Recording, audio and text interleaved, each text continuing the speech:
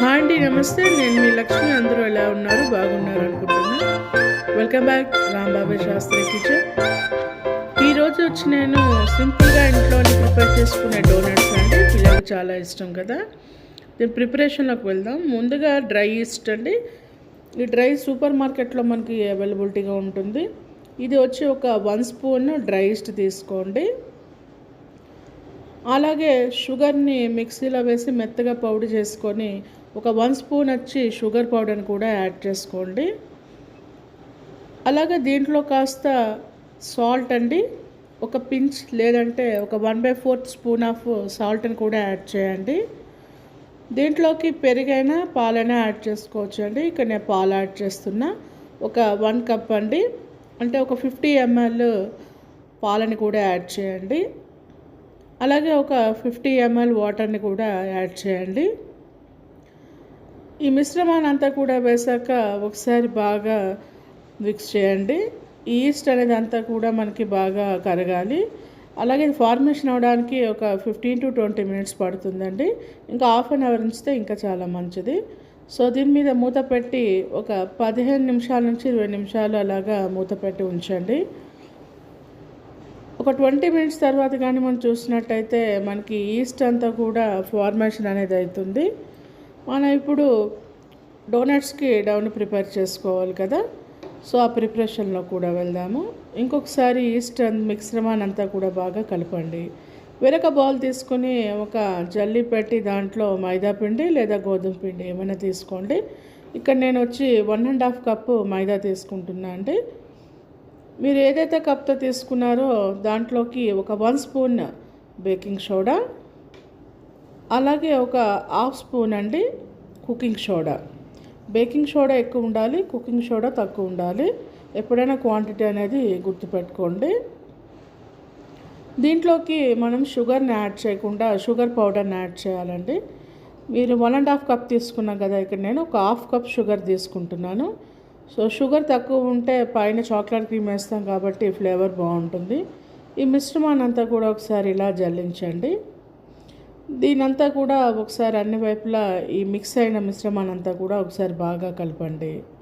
ఇందాక మనం already prepare చేసి పెట్టుకున్న ఈస్ట్ మిశ్రమాన్ని అంతా కూడా దీంట్లో వేసి మనకి పూరీ లేదా చపాతీ పిండి టైప్ లాగా కాస్త గట్టిగా కలుపుకోవాలి.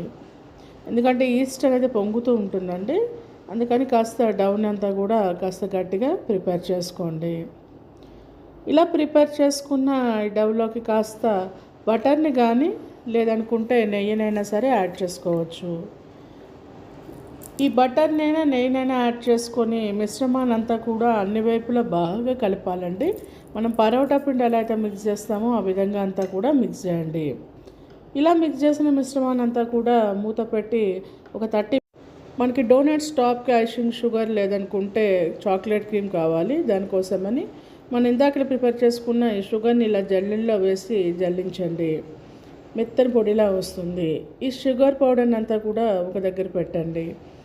అలాగే చాక్లెట్ క్రీమ్ ఉంటే ఓకే, లేదనుకుంటే కోకో పౌడర్ని తీసుకొని దాంట్లోకి కాస్త బటర్ని కానీ లేదా పాలైనా లేదా షుగర్ పౌడర్ని అయినా కలిపి ఈ విధంగా మిశ్రమాన్ని అంతా కూడా కలపండి.